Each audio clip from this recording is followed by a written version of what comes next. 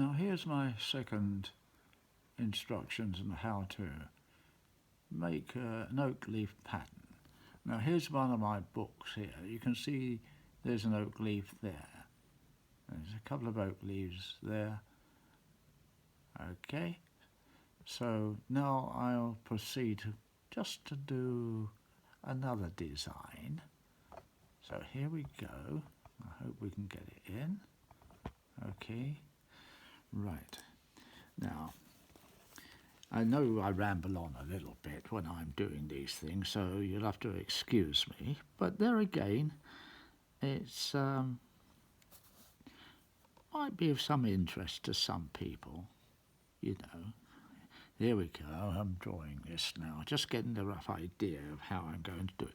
Now, what I've done is I've made a circle here, which was like a scroll. You see, it could grow and it could move off like this. So this is just an idea I have. So now we're going to do maybe 3 leaves or 4 leaves, but I'll do the 3 leaves for now, here, just to save time. And I'll put it in here, this one in here, like so. And it's like the 3 feathers, you see. So another one will grow out this way, so you get a splay coming out. So it's just like a scroll that does a movement like this, you see. And it comes from here, and another, it will come here, you see. So they will vary. You can see even the little design I have here. So this is a big leaf here. So this is giving you the idea of just the formation of the leaf. It's like a laurel leaf, really. Now, the laurel leaf has got no indentations at all. And the other leaves are palmate and all these various names you have for them. Okay, so I'll go in here. Now, I will, there again, think within this space here, maybe I don't need another leaf. I'll put in my little acorns again here. So I'll put them in here, just to give the idea there. We can always alter these as you go along, you see. And then I'll put another one here. So it fills in this space here. But it gives that rhythm like a fan-like effect here. And so there we go. So I'm just going to proceed in drawing this design. I'm putting things in now. As I mentioned before, we've got a little branch that this has to live off. So this is like the backbone of your scrolls too. So instead of just going around there, I might like a little bit to come off this way. So I put it's been hacked off it's either fallen off or it's been pruned. So I'll put another little twig in here, just as an idea at the moment. Here we go. And so there we go, we're forming this here, you see. So we've got that, and now I've got this here, which is up there. What do I do? I've got an empty space here. Now, with oak, I think I'll put another one in here. See, I've changed my mind. This is how you do it when you design, you see. You just look at these things and just see how they move. And I just have a little piece of rubber. It's not a rubber, this is the stuff, what we call blue tack. You stick your cards on the wall with it and all that type of thing. And it's handy for just erasing instead of a pencil rubber. It lifts up, you can see you can dab things off and there, and instead of your pencil marks being so indented and there, you can just touch them off like that. You dab them off. With a pencil rubber, you rub away the surface sometimes. So here we go. So now I've got that. Now we've got like a twig here. This is the twig that's coming off here. And I can make this come down here. I can do all sorts of things with it, you see. So your design, you're getting this rhythm going here like this. And you know, I ramble on, and as I mentioned before, when I'm doing these designs, and I've got the oak leaf here, and I'm thinking you know, what am I going to use?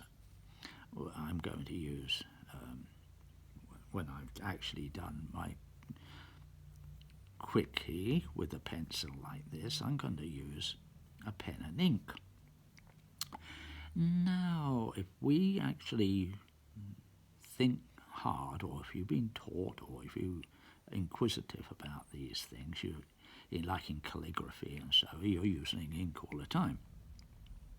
Well, in the past years, when the monks were in their monastery, in their little cells, and they were there scribing books, you see, books weren't printed, they were all written by hand. And how did you write this? Well, you get ink. You can get ink from the squid, but if you're not near the seaside and you haven't got any fishermen around, you don't get any of the sepia stuff. It's okay if you're on the coast of Italy and places like so.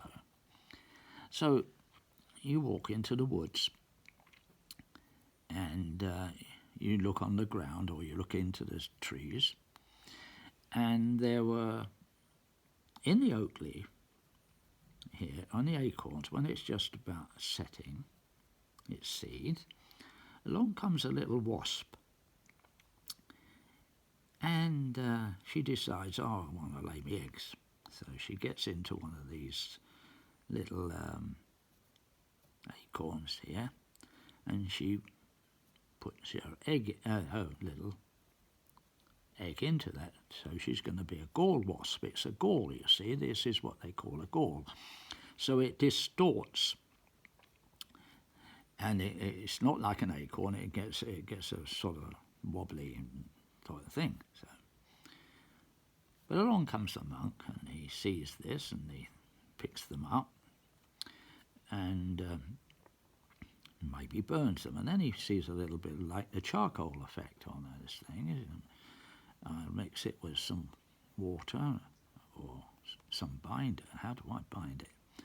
So maybe then he's got some ferric oxide, which is like rust stuff, and he puts that into the mix. So it fixes the ink. It's a fixative in its way, you see. You can use egg yolk and all this, egg whitening and all that type of thing with it, too. But then, because he's put this rust in it, ferric oxide, or something like that, he calls it ink because it's encre in French, and it comes from the Latin and the Greek, encaustic. So it's caustic. So it means it burns in. It means burning. Ink, encre, incrustation or caustic.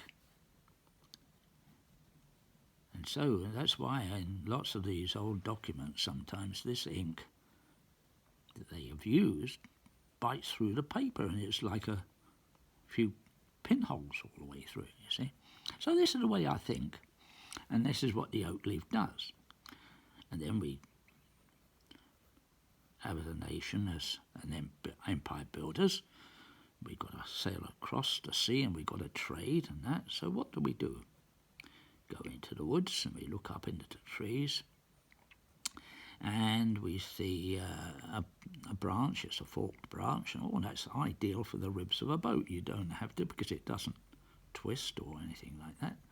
So we build our ships, merchant ships and battleships and things like that in the old days, out of oak. It's good, strong timber. Lasts for years. And then, as a nation, we use the adage of hearts of oak are our men. And so this is what the old sailors used to sing, you see. So it gives you this. So you've always got oak in your brain all the time. You go into the church, you sit on the seats, and they're all made from oak. And that's why we seem to love the old oak tree. And the acorns. As kids, you love to play with those things. Here we go. I'm still doodling away. As you see how I'm gradually moving around as I'm talking. I'm rambling on. This is what you do. You see, it's one thing leads to another. This is where your interest comes. You find something of interest, then you look into it, and you can find all sorts of different. See, that's how I've gradually built this one in now. So I'll fill this space in. I could put an acorn in there, or shall I? Yeah, I will fill it in. Just be a bit. We don't know, you see. So if it doesn't look right, we take it out. So I'll put an acorn in there. It's going to come in. It's upside down, shall we say, like that. It's been pushed in, and it's growing in this way. You see how how you can work these designs in? They come into a rhythm. You see, they come into a circle. And if you're making brooches, or if you're in a jewellery trade or something like that, this is what you do. Or if you want to fill in a small space. And so we are working on this. You can make it more rustic, you see, like this. You can put little knobbles on it because that's what the oak does. It becomes an old man. It lasts for hundreds of years. Stays in the same spot, all weathers. There we go. And so that's why walking through the woods, you can smell it. It changes its colour in the autumn. And all these fruits come on and throw on the floor. And this is why, I don't know why, it seems so popular with people asking for it. It's an attractive leaf to carve and to engrave. And our friends here, they want to try making a wedding ring with it. It will be on a wedding ring. It's quite small, but it's still good. And I can't recall what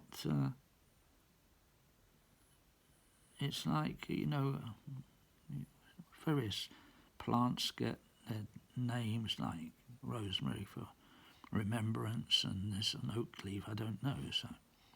So if you're going to give it to your wife on a wedding ring, or you're going to keep it like this. Okay, so now we're going to put this in here. What I do now is, I may not have a lot of time, but you see, I've got this drawing with pencil, and I'm going to rub this over the top again, this blue tack, or you can buy it from the shops, as you know. Now you see, it renders it down. It takes off all the carbon on the top, so that you've got your outline. So you never see, or you rarely see me using a pencil rubber to erase. Only maybe a little bit in there, but you see it's erased itself almost. Now you've got that there, and you can do your variations with a pen if you've got a little bit more expertise on it, you see. So I'll take my pen out now, and this is just a one. It's a little bit fine. Okay, oh, I don't know, I've been talking with it out of focus. Oh, here we go. Right. So now I've done this design. I think I may have had it out of line. Oh, please do not. Now, okay, now I'm going to go around this area here. You see, like I'm doing here. That's filling in this space here. Now, what I do, you can see this mono line that I've been working on here. What I do now, because it's just a line, and of course the light and shade comes in, and even if you haven't got shade, this is just for engraving or just to show you when you're drawing. I think of the light coming from this area here, so it's going to cast a shadow underneath. It doesn't cast the shadow over the top, so that line can stay fairly thin.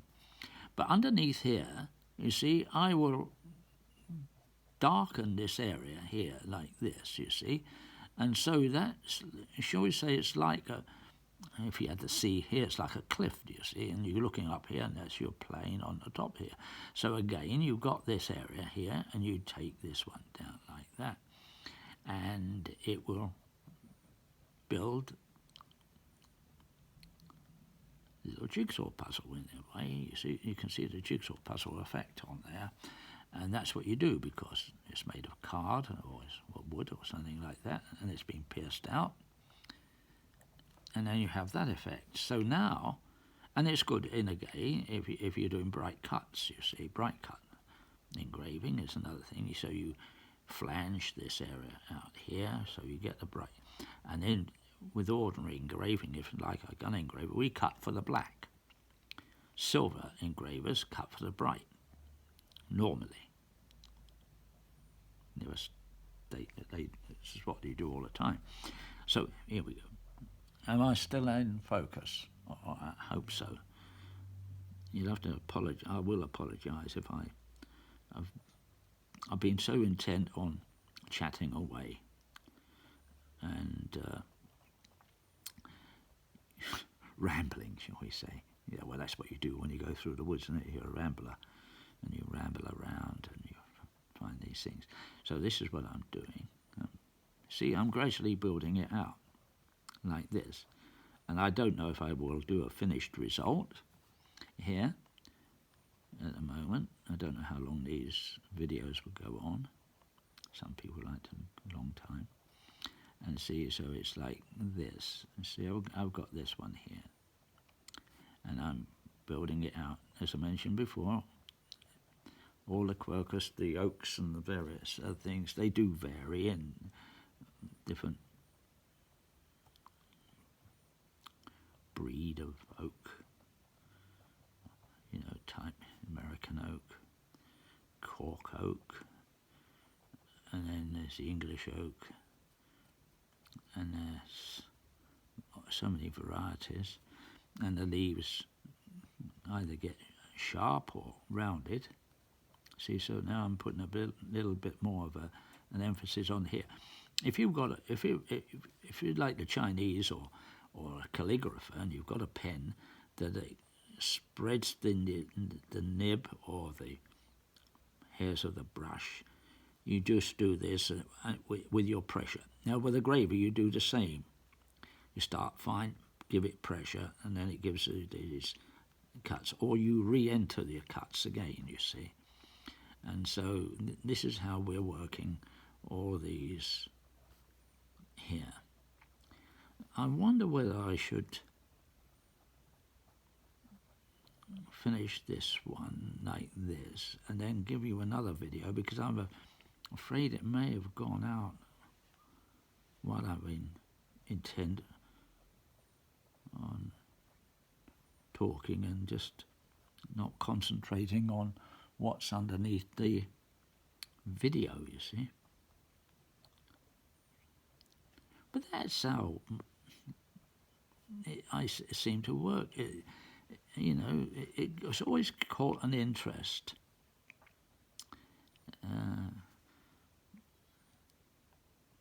It always seems to be interesting to do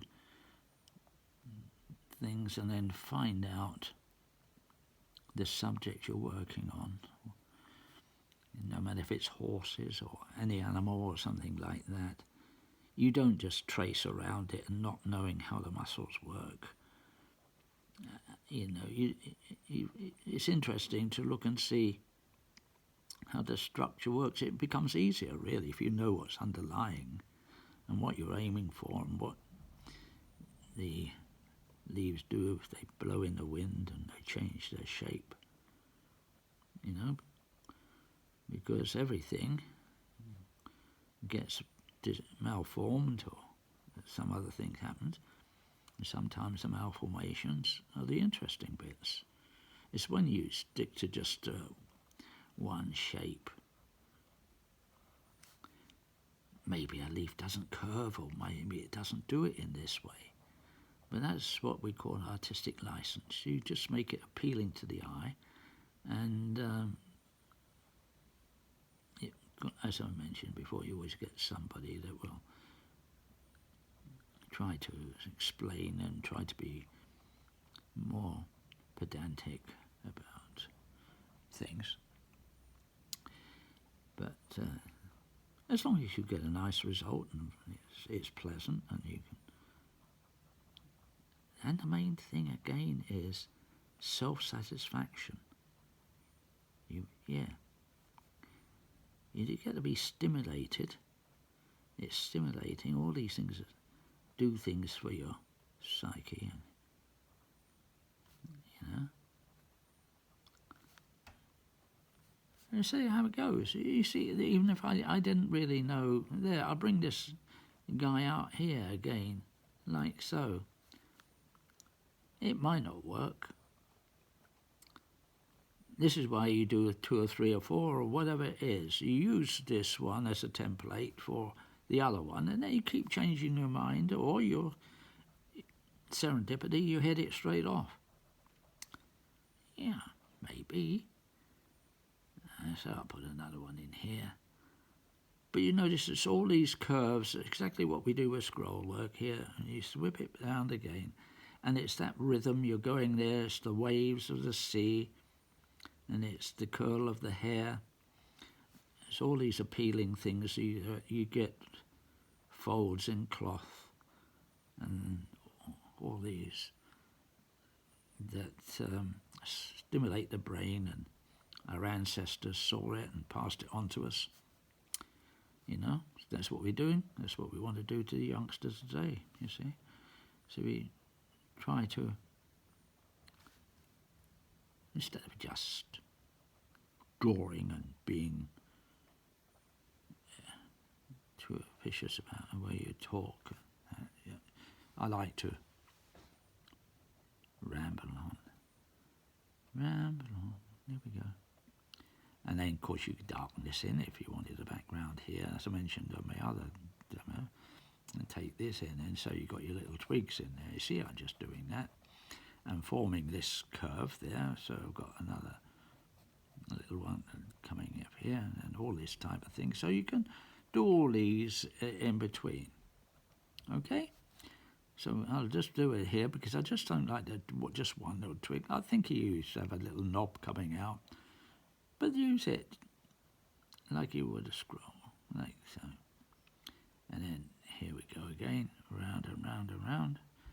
And I'll finish this one off, and I'll put it online to show you how it's finished. But, as I say with these videos, I'm not certain how long they last. Okay, that's the way I do it. You can see that. Well, my old friends, I hope you can get something from it in any case. All the best for now. Bye now. Here we go. Oh.